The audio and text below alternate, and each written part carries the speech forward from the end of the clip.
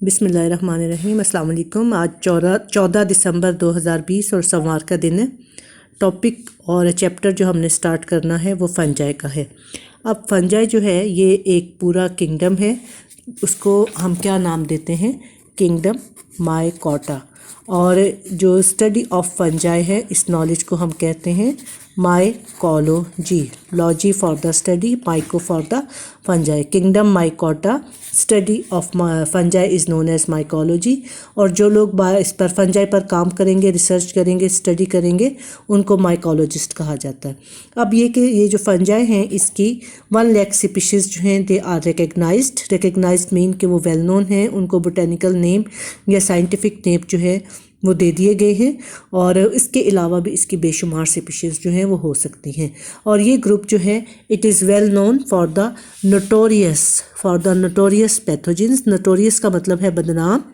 Notorious pathogens क्यों? क्योंकि उन्होंने ह्यूमन हिस्ट्री में क्रॉप्स को बहुत बुरे तरीके से मुतासर किया और उसमें स्मट और रस्ट की जो वेराइटीज़ हैं, इन्होंने जो फूड क्रॉप्स हैं, जो सीरियल क्रॉप्स हैं, वीट और कॉर्न स्पेशली, इन पर डिजीज़ कॉज करके तो इनके जो ग्रेन्स थे इसको ये पूरे का पूरा चेंज कर देती हैं रस्टी पाउडर में और ब्लैकिश सूटी पाउडर में। ऐसे लगता है कि वो धुएं के ज़र्रात हैं ब्लैक कार्बन के।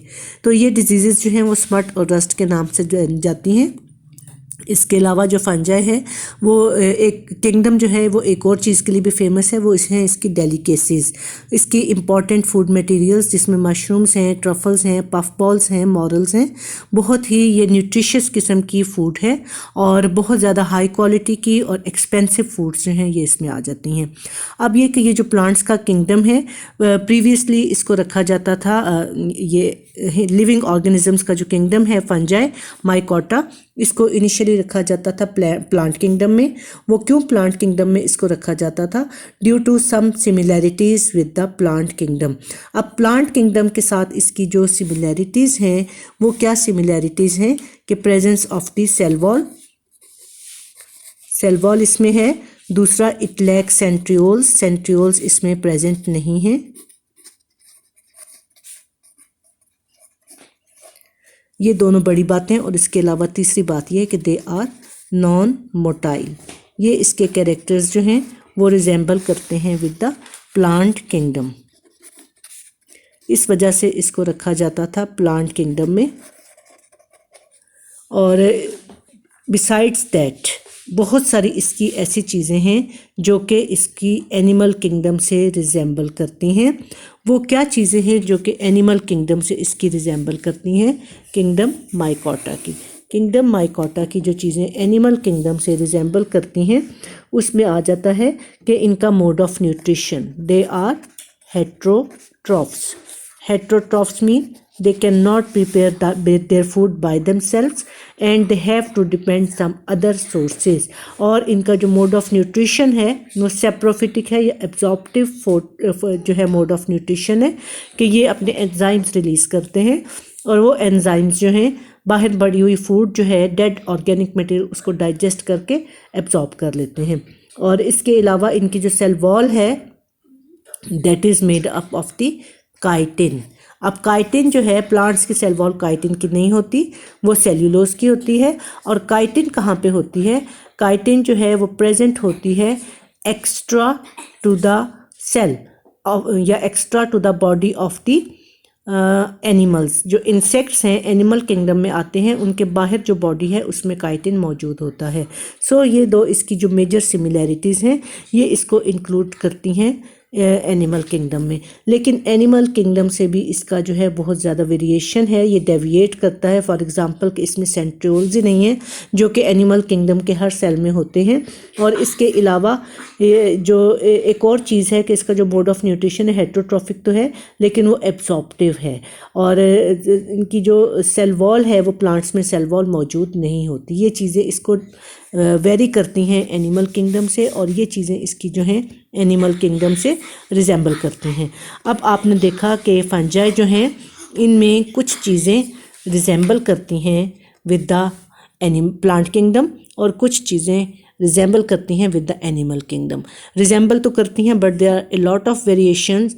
आपने रिजेंबलेंस भी देख ली और वेरिएशन भी देख ली कि किंगडम माइकोटा जो है इसकी रिजेंबलेंस भी थी एनिमल किंगडम के साथ और प्लांट किंगडम के साथ, और वेरिएशंस भी थी। उन वेरिएशंस की वजह से ना तो इनको एनिमल किंगडम में रखा जा सकता था और ना ही इनको प्लांट किंगडम में रखा जा सकता था। एक और चीज़ जो कि इनकी एक स्पेसिफिकेशन है किंगडम माइकोटा के मेंबर्स की, वो है जी न्यूक्लियर माइटोसिस। न्यूक्लियर माइटोसिस जो है that is the type of cell division which is occurring just in the fungi.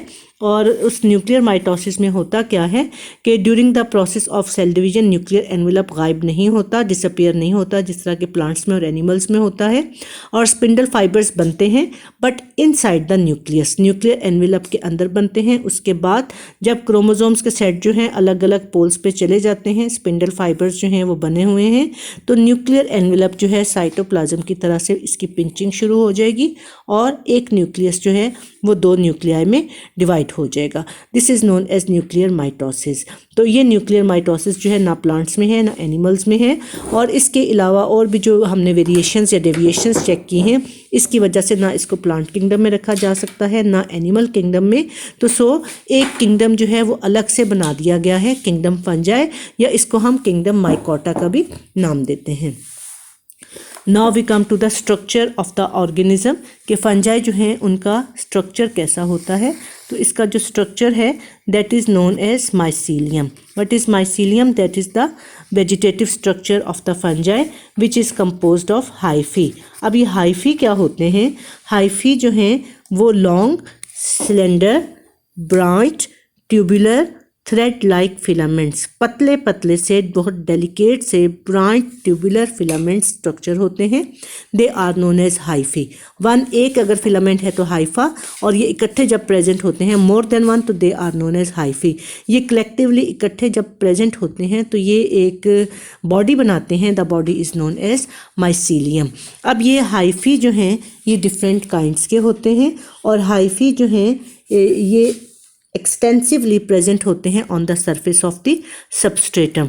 अब इनका सबस्ट्रेटम क्या होता है? इनका सबस्ट्रेटम है जी डेड एंड डिकेइंग बॉडीज़, जो लिटर है या ह्यूमस है, जो डैम्प सॉइल है वहाँ पर प्रेजेंट होते हैं, वहाँ पर ये एग्जिस्ट करते हैं। अब ये हाइफी जो हैं ये 2 तरह के होते हैं, ये कल भी हम बात कर रहे थे। ये हाइफी जो हैं जिनमें एक से ज़्यादा न्यूक्लियस हैं और क्रॉस वॉल्स बीच में कोई नहीं है, this is known as a septate. सेप्टा किसको कहते हैं? क्रॉस वॉल को। जब क्रॉस वॉल प्रेजेंट नहीं है तो this is known as a septate hyphae, और अगर क्रॉस वॉल्स प्रेजेंट हों तो the condition is known as septate hyphae. तो सेप्टेट हाइफी जो हैं some time septa is complete and some time mostly जो है सेप्टा इज़ इनकम्प्लीट। इसके बीच में होल्स जो हैं वो प्रेजेंट होते हैं, और इन होल्स का क्या पर्पज़ होता है? जब हाइफी एसेप्टेट है तो भी उसका यही पर्पज़ होता है कि थ्रू आउट द फिलामेंट जो साइटोप्लाज्म है वो मूव करता रहे और न्यूट्रिशन जो है एक पार्ट ऑफ द हाइफी से दूसरे पार्ट तक जाते रहें। और ये जो पोर प्रेजेंट है इसका भी यही पर्पज़ है कि क्योंकि इनका मोड ऑफ न्यूट्रिशन जो एब्जॉर्प्टिव है ना, कि जहाँ कहीं भी न्यूट्रिशन आई है वो सारे के सारे हाइफी में फैल जाए और वो ग्रोइंग टिप तक पहुंच जाए। ग्रोइंग टिप जो है इसको ज़्यादा एनर्जी की ज़रूरत होती है क्योंकि इसने ग्रो करना होता है, नए सेल बनाने होते हैं। और ये जो है aseptate hyphae that is also known as coenocytic hyphae, जहाँ पे सेप्टा प्रेजेंट है that is known as septate hyphae. A को हम काट देंगे, ए मीन विदाउट, और जो एसेप्टेट हाइफी है that is also known as coenocytic hyphae. ये जी हो गया इसका स्ट्रक्चर। अच्छा जी,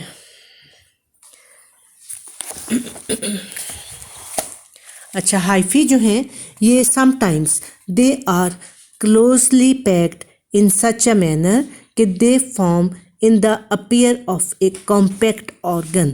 जैसे मशरूम जो है अब सब बच्चों ने देखी हुई है, मशरूम का स्ट्रक्चर आपको ऐसे नहीं लगता कि थ्रेड से मिलके बना हुआ है, क्योंकि वो थ्रेड्स जो हैं वो इतने क्लोजली पैक्ड होते हैं, टाइटली पैक्ड होते हैं कि वो थ्रेड लाइक स्ट्रक्चर की फॉर्म में या हाइफी की फॉर्म में रहते नहीं हैं। They are present in the form of compact structure. इसके एग्जाम्पल्स जो हैं वो मशरूम्स हैं पफ बॉल्स हैं, मॉरल्स हैं, which can expand very rapidly. इसके अलावा इसमें बॉडी की टाइप्स हमने पढ़ी ना कि mostly the body is known as mycelium made up of the hyphae, और हाइफी जो है वो कभी कभी इनको टफ स्ट्रक्चर्स या कॉम्पैक्ट स्ट्रक्चर की फॉर्म में in the shape of mushroom produce करते हैं। इसके अलावा कुछ जो फंजाई हैं वो ऐसे होते हैं जो कि हाइफी की फॉर्म में होते ही नहीं हैं, वो यूनिसेलुलर हैं। इसकी एग्जांपल जो है दैट इज़ द यीस्ट इसकी एग्जांपल है यूनिसेलुलर नॉन हाइफल फंजाई की। अब फंजाई जो है इसमें न्यूक्लियस जो हैं वो हैप्लॉइड होते हैं mostly, and except some area there are diploid nuclei present, जिनको कि हम जाइगोटिक न्यूक्लियाई भी कहते हैं, कि जहाँ कहीं ये हैप्लॉइड न्यूक्लियाई जो हैं एक दूसरे के साथ फ्यूज़ करते हैं और जाइगोट बनाते हैं। जाइगोट बनाने के बाद वो न्यूक्लियस जब डिवाइड और रीडिवाइड होकर ज़्यादा न्यूक्लियाई बना देते हैं तो they are known as diploid zygote. अच्छा, इसके अलावा ये जो हाइफी हैं उनमें अगर न्यूक्लियस एक हो the hyphae is known as monokaryotic, और अगर ये न्यूक्लियस जो हैं दो हों बाइन्यूक्लिएट या डाइकैरियोटिक हाइफी, और जो इसको मल्टी न्यूक्लिएट हाइफी होता है, एक से ज़्यादा न्यूक्लियस एक हाइफी में प्रेजेंट होते हैं। ये एसेप्टेट कंडीशन जो है इसको मल्टी न्यूक्लिएट हाइफी का नाम भी दिया जाता है। मोनोकैरियोटिक हाइफी अगर सारे न्यूक्लियस एक एक हों, सारे सेल्स में एक एक न्यूक्लियस हो, मोनोकैरियोटिक हाइफी सब सेल्स में दो दो न्यूक्लियस हों, डाइकैरियोटिक हाइफी, और अगर जो है हाइफी में दो से ज़्यादा न्यूक्लियस हों, मल्टी न्यूक्लिएट कंडीशन हो, the hyphae is known as multi nucleate. That is about the structure of the hyphae. Now we come to the nutrition of fungi. अब न्यूट्रिशन, इसका जो मोड ऑफ न्यूट्रिशन है, they are heterotrophs, they can not prepare by their food by themselves because they have no chlorophyll, no pigments. अब इसमें जो फिर ये कि हेटेरोट्रॉफिक मोड ऑफ न्यूट्रिशन है, तो वो अपना जो न्यूट्रिशन है वो अपना कार्बन और एनर्जी जो है वो ऑर्गेनिक मैटर से लेते हैं। ये ऑर्गेनिक मैटर जो है वो कहाँ से आता है? ये डेड और डिकेइंग ऑर्गेनिक मैटर पे रिजाइड कर रहे हैं। फंजाई का जो हैबिटेट है that is dead and decaying organism, गले सड़े जो पत्ते हैं, ब्रांचेस हैं, एनिमल बॉडीज़ हैं, इनके ऊपर ये ग्रो कर रहे होते हैं। तो इसका जो है कि फिर अपना इनका जो मोड ऑफ न्यूट्रिशन है हेटेरोट्रॉफिक तो है, लेकिन which type of heterotrophic mode of nutrition? Absorptive. और मोस्ट ऑफ द फंजाई जो हैं दे आर सैप्रोफिटिक या सैप्रोब्स। सैप्रोब्स जो हैं वो क्या होते हैं? जो कि डेड और डिकेइंग ऑर्गेनिजम्स पर पलते हैं, they are known as saprophytic organism. तो most of the fungi are saprophytic, और they are also known as decomposer. Compose का क्या मतलब होता है? किसी चीज़ को जोड़ के रखना, इकट्ठा करना। डीकम्पोज का मतलब क्या होता है? तोड़ना, टुकड़ों टुकड़ों में तकसीम कर देना। तो जो डेड और डिकेइंग बॉडीज़ होती हैं उनको छोटे पीसेस में डिवाइड करना, मॉलिक्यूलर लेवल तक उनको तोड़ देना, that is the responsibility of the decomposers which are also known as saprophytes. और इनमें मोस्टली आ जाते हैं बैक्टीरिया, और बैक्टीरिया के साथ देयर आर सर्टन फंजाई।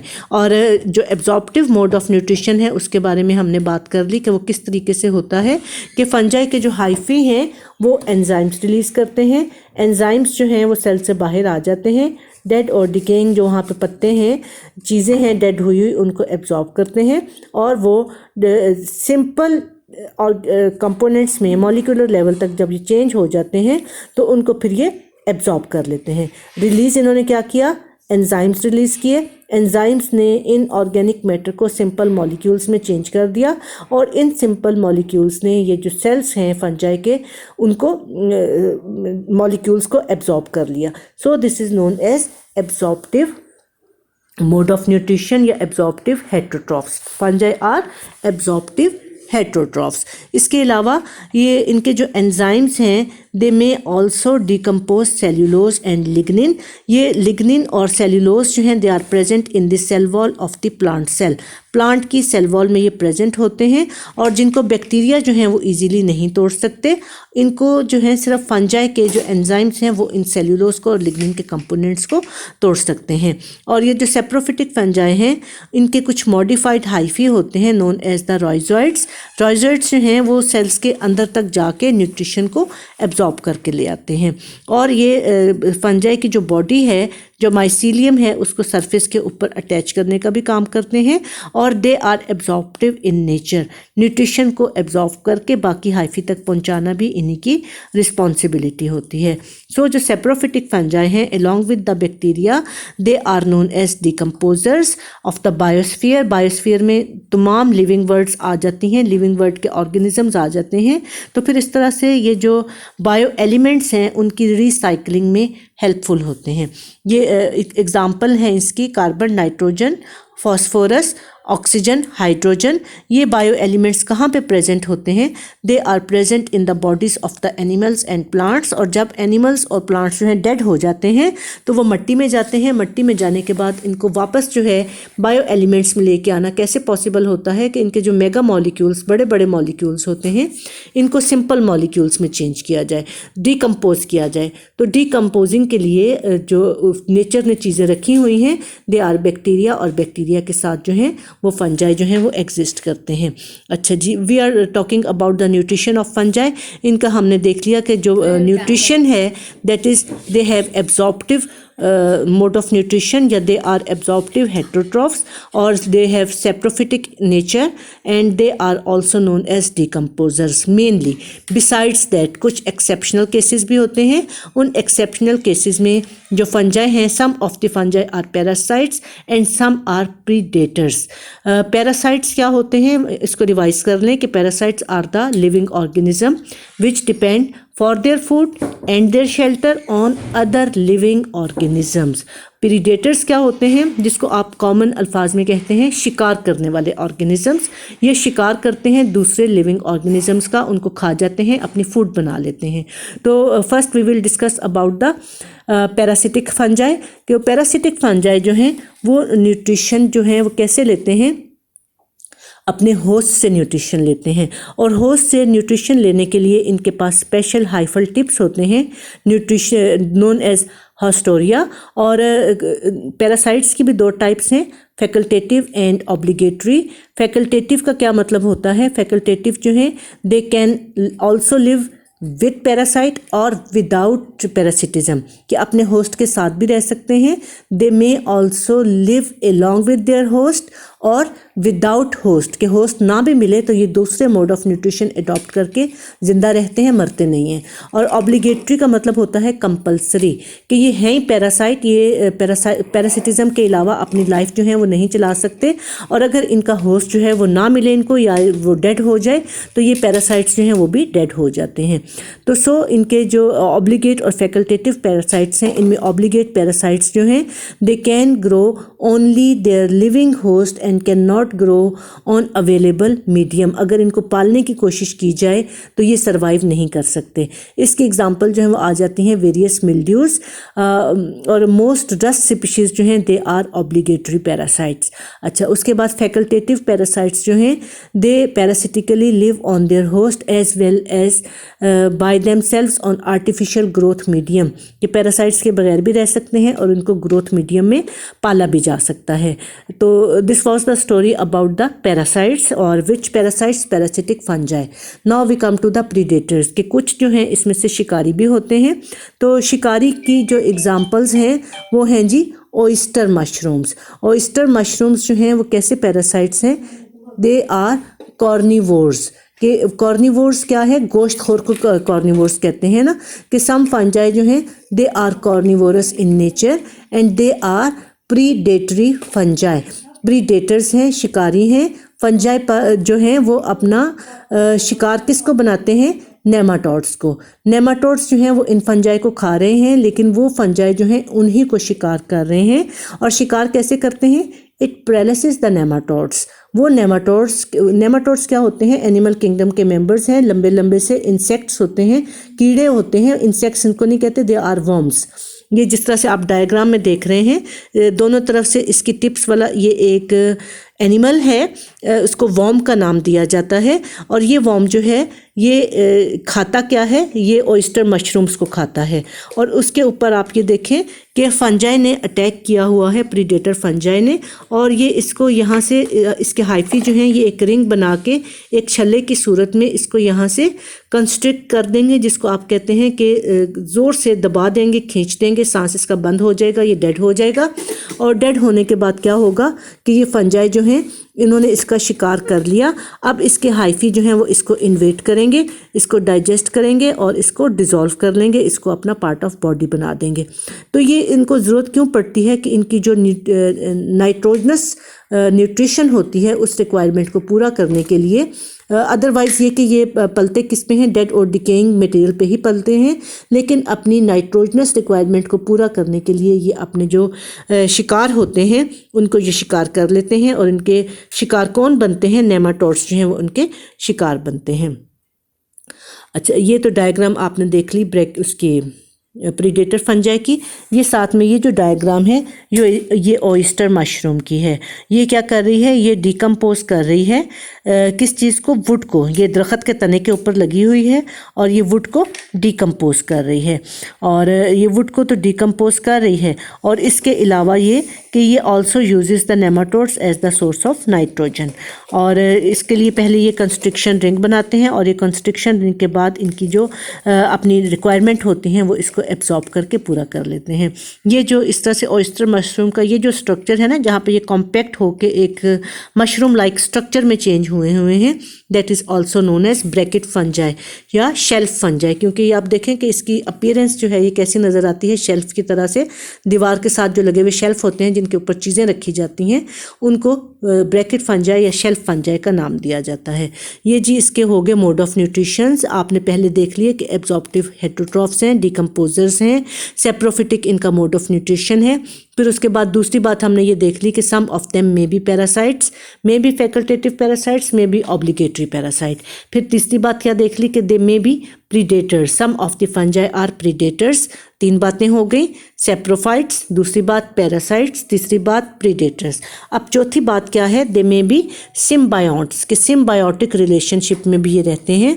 और सिम्बायोटिक रिलेशनशिप की दो बड़ी कैटेगरीज हैं, एक हैं जी लाइकेंस और दूसरे हैं माइकोराइजा। अब लाइकेंस जो है that is the organism which is formed by the permanent association of the one fungus and one LG.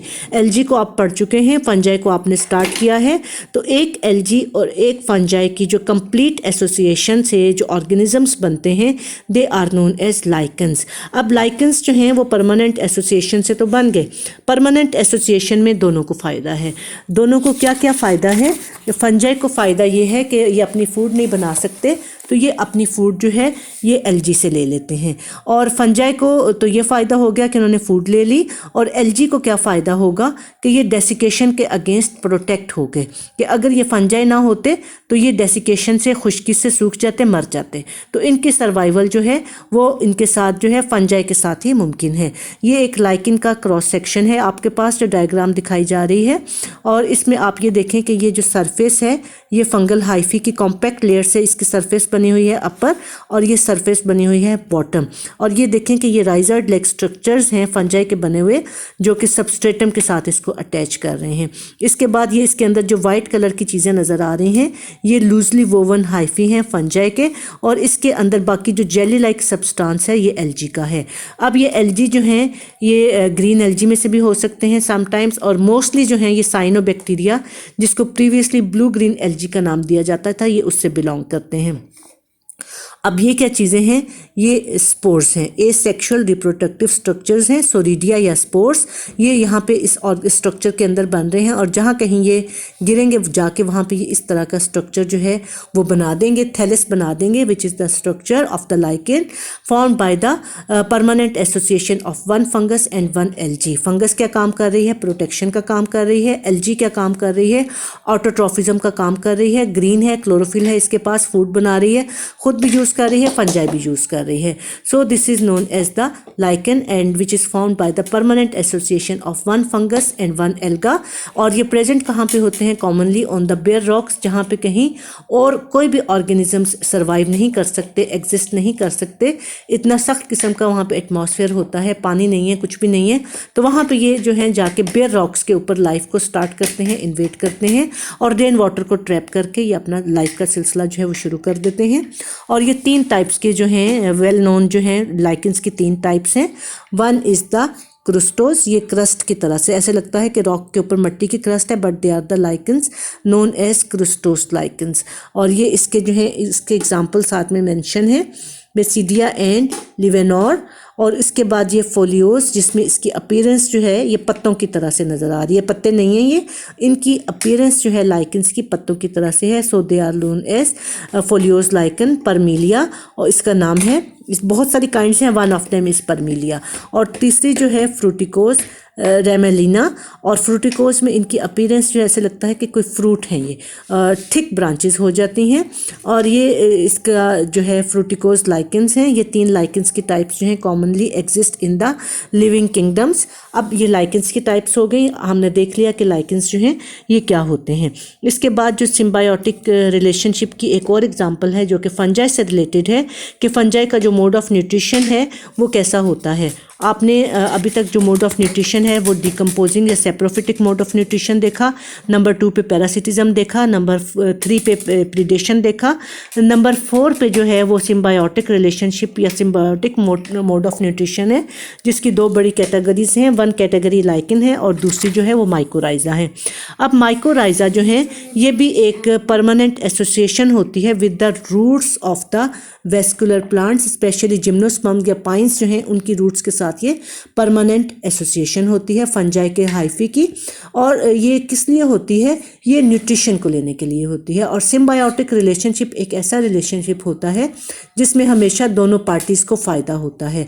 तो यहाँ पे फंजाई को तो फ़ायदा हो रहा है कि ये अपनी न्यूट्रिशन ले रहे हैं, प्लांट को क्या फ़ायदा हो रहा है? प्लांट का जो एब्जॉर्प्शन का एरिया है वो इंक्रीज़ हो रहा है, कि प्लांट्स की रूट्स ने जो वाटर और न्यूट्रिशन एब्जॉर्ब करना था, ये बहुत सारा वाटर और न्यूट्रिशन जो है ये फंजाई जो हैं एब्जॉर्ब करके तो इन रूट्स को प्रोवाइड कर रहे हैं। सो वो प्लांट्स जिनके साथ फंजाई जो है वो माइकोराइजल एसोसिएशन में रह रही होती है, वो फंजाई जो है वो ज़्यादा वो प्लांट्स जो हैं वस्कुलर प्लांट्स ज़्यादा अच्छी ग्रोथ शो करते हैं बजाय इसके उन प्लांट्स के जिनमें के माइकोराइजल एसोसिएशन नहीं होती।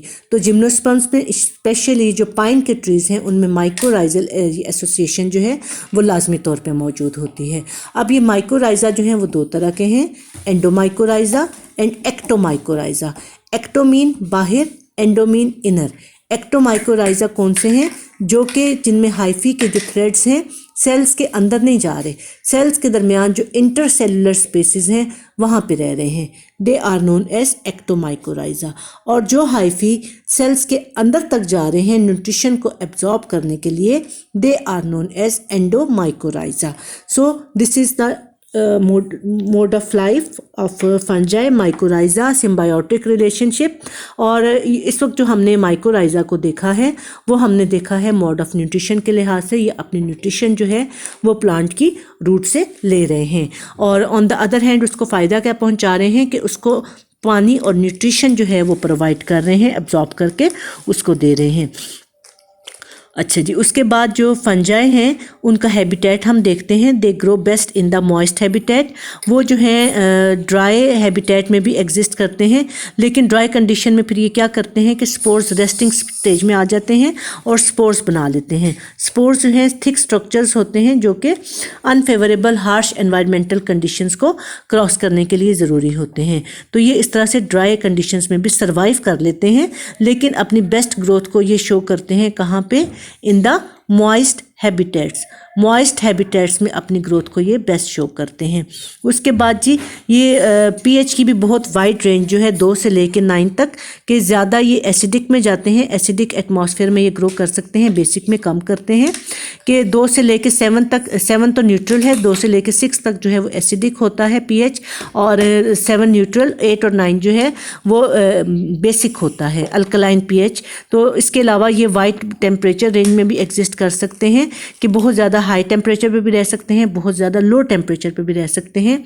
इसके अलावा हाई ऑस्मोटिक प्रेशर पे भी ये रह सकते हैं, मसलन जो हाई कंसनट्रेटेड सॉल्ट्स हैं और जो शुगर के सोल्यूशन है उस पर भी एग्जिस्ट कर सकते हैं।